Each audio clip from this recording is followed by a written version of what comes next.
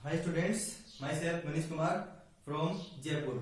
Solid state के last lecture में पढ़ने कहा था कि जो सॉलिड होते हैं या ठोस होते हैं उनमें जो विद्युतीय गुण होते हैं वो तीन प्रकार के होते हैं, चालक, कुचालक और अर्धचालक। अर्धचालकों का जो अपन ने डिफरेंशिएशन किया था अलग अलग तरीके से, अर्धचालकों को दो भागों में बांटा था। एक तो बताया था नेज, जिसका दूसरा नाम था शुद्ध अर्धचालक, और दूसरा बताया था अपद्रव्य अर्धचालक, जिसको अपन बोल रहे थे अशुद्ध अर्धचालक। तो दो प्रकार के अलग अलग अर्धचालक थे। फिर उसके बाद में अपद्रव्य अर्धचालक जो है वो भी कितने प्रकार का था? दो प्रकार का था। कौन कौन से? एन और पी प्रकार का। वहां पर मैंने आपको थोड़ी सी चीजें बताई थी, उसको मैं एक बार थोड़ा सा समराइज कर देता हूँ, फिर उसके बाद में इसको आगे प्रोसीड करते हैं। तो दो प्रकार के अर्धचालक थे, एक तो था एन और एक था पी। एन का मतलब बताया था नेगेटिव इलेक्ट्रॉन, या फिर याद रख सकते हो मुक्त इलेक्ट्रॉन, और पी का मतलब बताया था पॉजिटिव होल, धनात्मक छिद्र या धनायनिक रिक्तिका। ठीक है। फिर उसके बाद में इसमें जो है ना, जो शुद्ध अर्धचालक थे वो तो आवर्त सारणी के वर्ग 14 के तत्व सिलिकॉन और जर्मेनियम से बनते हैं। सिलिकॉन और जर्मेनियम से बनते हैं। लेकिन अगर अशुद्ध के लिए बोला जाए तो उनके अगल बगल, मतलब 14 के अगल बगल में कौन से वर्ग आते हैं? 13 और 15। तो 13 वर्ग जो है ना उसके शुद्धि मिलाएंगे तो कौन सा जो अर्धचालक बनेगा? 15 की मिलाएंगे तो कौन सा बनेगा? तो मैंने जो ट्रिक बताई थी आपको बताई थी कि 15 वर्ग का पहला तत्व नाइट्रोजन होता है। 15 वर्ग का पहला तत्व नाइट्रोजन होता है, इसलिए जिसमें भी 15 वर्ग की शुद्धि मिलाएंगे वो एन प्रकार का अर्धचालक होगा। इसका मतलब जिसमें भी 15 वर्ग की शुद्धि मिलाई गई वो एन प्रकार का हो गया। इसका मतलब जिसमें 13 वर्ग की शुद्धि मिलाएंगे तो वो कैसा हो जाएगा? पी प्रकार का हो जाएगा। तो ये ट्रिक हो गई इसकी, कि आप ऐसे याद रखेंगे इसको। उसके बाद में होगा क्या? 15 वर्ग वालों के पास 5 इलेक्ट्रॉन होंगे, 13 वर्ग वालों के पास 3 इलेक्ट्रॉन होंगे। इसका मतलब 14 वर्ग वालों के पास कितने इलेक्ट्रॉन होंगे? 4। तो 14 वर्ग वाले तत्व जो है वो कितने बंद बना रहे थे? 4 बंद बना रहे थे। लेकिन यहाँ पर ये बंद बना तो सकता है 5, लेकिन जो सिलिकॉन परमाणु या जर्मेनियम परमाणु थे वो केवल कितने बंद बना रहे थे? 4। इसका मतलब 4 तो बन जाएंगे, इसका एक इलेक्ट्रॉन शेष बच जाएगा। इसलिए अपन ने कहा था कि इसमें मुक्त इलेक्ट्रॉन की उपस्थिति के कारण चालकता होती है। ऐसे इसके लिए बोलेंगे तो इसमें बंद बने हुए तो 4 है, लेकिन ये बना कितने सकता है? केवल 3 बना सकता है। इसका मतलब 3 बंद इसने बना लिए, एक स्थान खाली रह गया, और खाली स्थान जो है उसको हम बोलेंगे रिक्ति। और रिक्ति की वजह से यहाँ पर पॉजिटिव होल या धनात्मक छिद्र उत्पन्न हो गया था। और धनात्मक छिद्र जो है ना वो एक तरह से मुक्त इलेक्ट्रॉन की जैसे गतिशील होता है। इसलिए अगर पी प्रकार की चालकता के अर्धचालकों की चालकता के लिए पूछा जाए कि कौन जिम्मेदार है, क्यों होती है उसकी चालकता, तो धनात्मक छिद्र की वजह से, और एन प्रकार के लिए मुक्त इलेक्ट्रॉन की वजह से। अब जो नेक्स्ट टॉपिक है इससे संबंधित ही वो है कि जो अर्धचालक होते हैं वो अपने रियल लाइफ में कुछ काम में आते हैं क्या?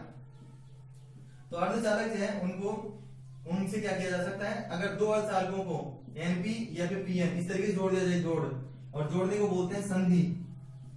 संधि मतलब जंक्शन। तो इनके संधि से जो निर्माण होगा उसको बोलेंगे डायोड। मतलब दो अर्धचालकों को आपस में मिला दिया जाए तो जो निर्मित इलेक्ट्रिकल इंस्ट्रूमेंट होता है, इलेक्ट्रॉनिक उपकरण होता है, उसका नाम होता है डायोड। तो डायोड निर्माण में काम किया जाता है। ऐसे एक होता है एनपीएन और एक होता है पीएनपी। इसमें कितने हो गए? 3, और 3 हो गए तो उसको बोलेंगे ट्रांजिस्टर। तो अर्धचालकों का उपयोग डायोड बनाने में, ट्रांजिस्टर बनाने में, या फिर जो अर्धचालक होते हैं उनके द्वारा ध्वनि तरंगों के परिवर्तन का मतलब एम्प्लीफिकेशन और परिशोधन, इसमें किया जा सकता है। या फिर एक डायोड होता है फोटो डायोड, उसका काम होता है सौर ऊर्जा को विद्युत ऊर्जा में बदलना। तो इस तरीके से कुछ उपयोग है ये। इसके अलावा फिजिक्स का आपका चैप्टर है, उसके अंदर बहुत ज्यादा डीप में दे रखा है आपको ये, तो ये आप याद रखेंगे। उसके बाद में जो नई जो बात है वो है आधुनिक अर्धचालक।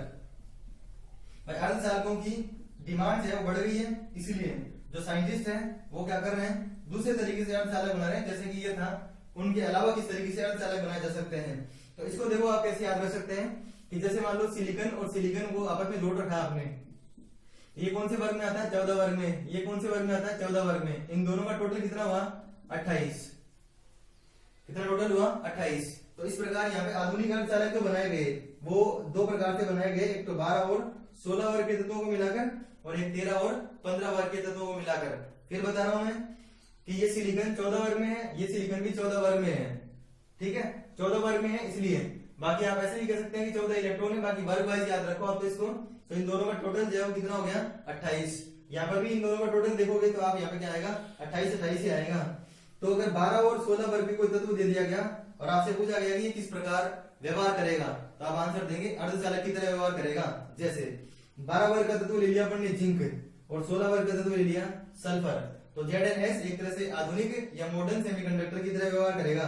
ऐसे ही अगर इसके लिए तत्व ले लिया गया एल्यूमिनियम, 13 वर्ग में से एल्यूमिनियम ले लिया, और 15 वर्ग जो है उसमें से ले लिया फॉस्फोरस, या फिर 15 वर्ग में से और कोई सा तत्व ले लिया, जैसे इसमें तो इसमें से एल्यूमिनियम की जगह पे ले लिया Ga, और यहाँ पे ले लिया As, तो GaAs, और हो सकते हैं GaP, gallium phosphide, gallium arsenide, aluminium phosphide, zinc sulphide, ठीक है। ऐसे ही कैडमियम भी आ सकता है इसके अंदर, कैडमियम के साथ भी कोई भी एलिमेंट जोड़ दो, या मरकरी के साथ भी जोड़ दो।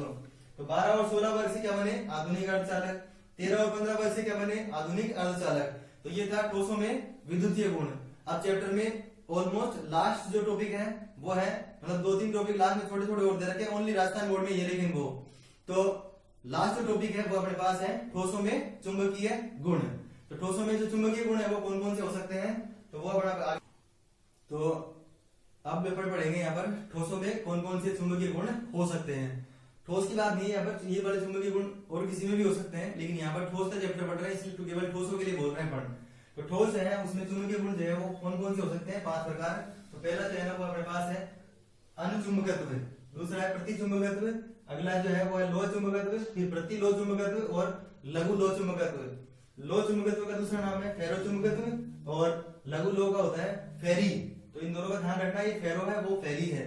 अब अपन पता कैसे लगाएंगे कि अनुचुंबकीय किसको बोलेंगे, प्रतिचुंबकीय किसको बोलेंगे, और बाकी किसी को किस तरीके से परिभाषित करेंगे। तो अनुचुंबकीय का मतलब होता है आकर्षित होना, मतलब वे पदार्थ जिनको चुंबकीय क्षेत्र में रखने पर, वे पदार्थ जिनको चुंबकीय क्षेत्र में रखने पर आकर्षित होते हैं, आकर्षित। और इनके लिए भी ऐसे ही कहा जाता है कि जिनको चुंबकीय क्षेत्र में रखने पर चुंबक की ओर आकर्षित होते हैं। तो बात ये आएगी कि सर हम यही कैसे बताएंगे कि वो अनुचुंबकीय होगा या लोह चुंबकीय होगा। तो अगर दुर्बल रूप से आकर्षित हो, कैसे दुर्बल आकर्षित हो, मतलब कम आकर्षित हो, तब तो ये बोलेंगे। और बहुत ज्यादा आकर्षित हो जाए, प्रबल आकर्षित हो जाए, मतलब चिपक जाए एक तरह से उसके ऊपर जाके, तो उसको अपन बोलेंगे प्रबल आकर्षित हुआ। उसके बाद में एक सिमिलरिटी है दोनों में कि इसमें भी अयुग्मित इलेक्ट्रॉन होता है, इसमें भी अयुग्मित इलेक्ट्रॉन होते हैं और इसमें भी अयुग्मित इलेक्ट्रॉन होते हैं, लेकिन बस अंतर वही है कि इसमें अयुग्मित इलेक्ट्रॉन इसकी तुलना में ज्यादा होते हैं। इसलिए यहाँ पर अयुग्मित इलेक्ट्रॉनों का एक समूह होता है, समूह, जिस समूह को बोलते हैं यहाँ पर डोमेन। क्या बोलते हैं, डोमेन। तो इसमें अयुग्मित इलेक्ट्रॉनों का समूह होता है, मतलब ज्यादा अयुग्मित इलेक्ट्रॉन होते हैं उसमें, और इनमें जो है वो कम अयुग्मित इलेक्ट्रॉन होते हैं। तो समझ गए आप कि अनुचुंबकीय पदार्थ किसको बोलेंगे, वे पदार्थ जिन्हें चुंबकीय क्षेत्र में रखने पर चुंबक की ओर दुर्बल आकर्षित होते हैं तथा जिनमें अयुग्मित इलेक्ट्रॉन पाए जाते हैं। ठीक है।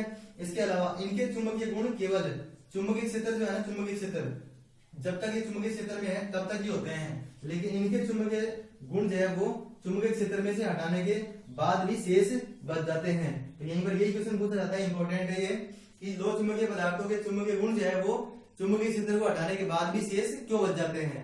ठीक है। या फिर इसी क्वेश्चन को दूसरी तरीके से पूछ सकते हैं कि किन यौगिकों द्वारा स्थायी चुंबक बनाए जा सकते हैं, किन यौगिकों द्वारा स्थायी चुंबक बनाए जा सकते हैं। तो आपको आंसर देना होगा फेरो चुंबकीय पदार्थों द्वारा या लोह चुंबकीय पदार्थों द्वारा। उसका आंसर सुनो यहाँ पर कि चुंबकीय क्षेत्र हटाने के बाद भी ऐसा क्यों हो रहा है। तो एक्चुअल में क्या होता है कि जो लोह चुंबकीय पदार्थ होते हैं उनको जैसे ही अपन चुंबकीय क्षेत्र में रखते हैं, इसमें चुंबकीय क्षेत्र में रखते हैं, तो उनमें स्थायी चुंबकीय गुण आ जाते हैं, मतलब वो खुद ही क्या बन जाते हैं, चुंबक बन जाते हैं। तो स्थायी चुंबकीय गुण जो है वो धारण कर लेते हैं, इसलिए जो है वो किसकी तरह व्यवहार करते हैं, स्थायी चुंबक की तरह व्यवहार करते हैं। इसीलिए जब वो स्थायी चुंबक बन गए तो इनके चुंबकीय गुण जो है वो चुंबकीय क्षेत्र के हटाने के बाद भी शेष बचे हुए होते हैं। तो स्थायी चुंबकीय गुण धारण करने की वजह से ऐसा होता है। तो अगर आपसे पूछा जाए कि अनुचुंबकीय और प्रतिचुंबकीय में अंतर बताओ, तो आप इस तरीके से अंतर बता सकते हैं। समानता पूछेंगे तो ये भी आकर्षित होता है, ये भी आकर्षित होता है, इसमें भी अयुग्मित इलेक्ट्रॉन है, उसमें भी अयुग्मित इलेक्ट्रॉन है। अब अगले वाले में आते हैं, इसमें जैसे नाम लिखा हुआ प्रति, इसका मतलब ये होगा प्रतिकर्षित। क्या होगा, प्रतिकर्षित। इसमें भी लिखा हुआ प्रति, इसका मतलब ये भी क्या होगा, प्रतिकर्षित। बस वही फर्क है दोनों में कि इसमें जो है ना प्रबल प्रतिकर्षित होगा और इसमें दुर्बल प्रतिकर्षित होगा। क्या होगा, दुर्बल प्रतिकर्षित। ठीक है, ये हो गया अंतर इसमें। अगली जो बात है वो है कि यहाँ पे अयुग्मित इलेक्ट्रॉन है तो इसमें कौन सा होगा, युग्मित इलेक्ट्रॉन होगा।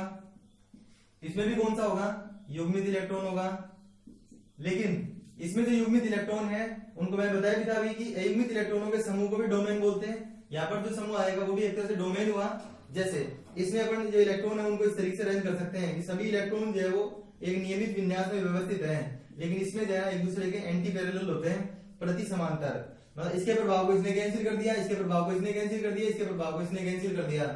तो जीरो चुंबकीय गुण जो है वो इनके अंदर होते हैं। मतलब ये ऐसे वाले पदार्थ हैं जिनमें एक तरह से चुंबकीय गुण होता ही नहीं है इनमें, क्योंकि प्रबल प्रतिक्रिया करेंगे मतलब चुंबक की तरफ आना ही नहीं चाहते ये तो, ठीक है।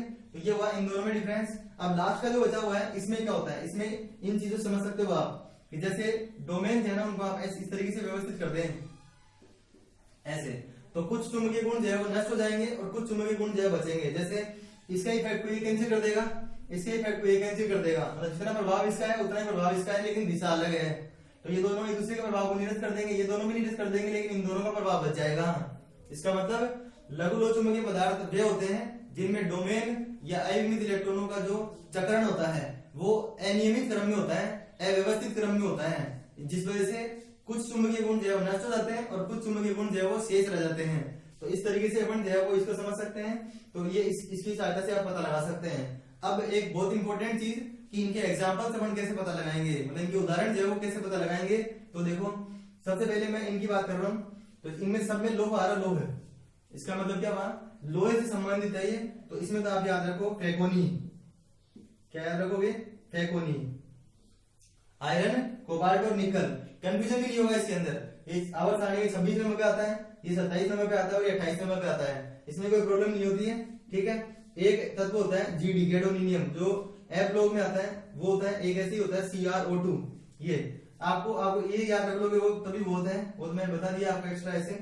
फेकोनी इस तरीके से आपको इसमें याद रखना है, ठीक है। इसके लिए बोला जाए अगर ये लघु लोह चुंबकीय पदार्थ है वो कौन से होंगे, तो लघु लोह चुंबकीय पदार्थ है वो होते हैं जो मिश्रित ऑक्साइड होते हैं। मिश्रित ऑक्साइड का मतलब होता है कि जैसे मैग्नेटाइट, क्या मैग्नेटाइट जिसको बोलते हैं Fe3O4, ठीक है। ऐसे ही होता है फेराइट, फेराइट होता है Fe2O4, लेकिन अगर मान लो यहाँ पे लिखा हुआ है Zn तो इसका नाम हो गया जिंक फेराइट, जिंक फेराइट। और अगर इसकी जगह पे Ca लिख दिया जाता तो ये क्या हो जाता है, कैल्शियम फेराइट, ठीक है। तो मिश्रित जो ऑक्साइड होंगे, मिश्रित ऑक्साइड का मतलब होता है कि जिनमें धातु की ऑक्सीजन अवस्था है ना वो दशमलव में आती है या भिन्न में आती है, भिन्न में।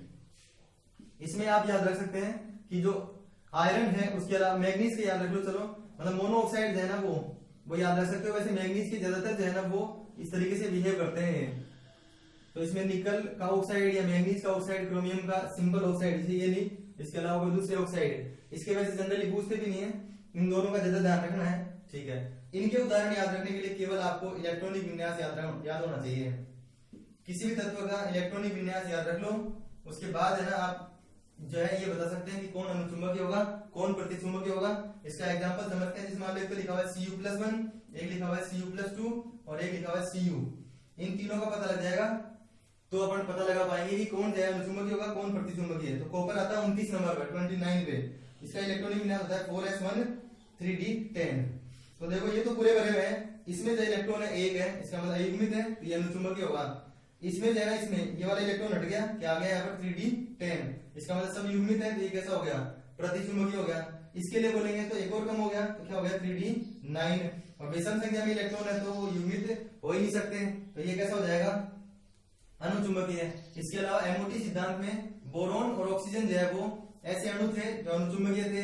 इसके अलावा जिसमें मान लो जल के लिए कहा जाए, CO2 के लिए कहा जाए, जिसमें भी जो भी सम्मिलित था, बेंजीन बोलते हैं, इस तरीके से जो अणु होते हैं इन सब में इलेक्ट्रॉन तो होते हैं लेकिन वो युग्म के रूप में उपस्थित रहते हैं। तो युग्म वाले इलेक्ट्रॉन नहीं चाहिए अपन को, जो है इलेक्ट्रॉन कैसा चाहिए, मुक्त इलेक्ट्रॉन चाहिए। तो ये हुआ अपने पास जो ठोसों में जो चुंबकीय गुण होते हैं उसके 5 प्रकार और उनके उदाहरण। एक थोड़ा सा कंफ्यूजन जो था उसको मैं थोड़ा दूर कर देता हूँ कि एग्जाम में इस तरीके से देते हैं कि किन पदार्थों द्वारा स्थायी चुंबक बनाई जा सकती है, उसमें वो जानबूझ के लिख देते हैं कि फेरो चुंबकीय या फेरी चुंबकीय पदार्थों द्वारा, ठीक है। या फिर अपन याद कैसे रख पाएंगे, तो देखो एक होता है फेरो और एक होता है फेरी, एक तो होता है फेरो और एक होता है फेरी। फेरो का मतलब हुआ एक तरह से परमानेंट काम, जैसे कभी भी किसी की शादी होती है तो उसमें अपन बोलते हैं फेरो, मतलब उसके फेरे हो गए।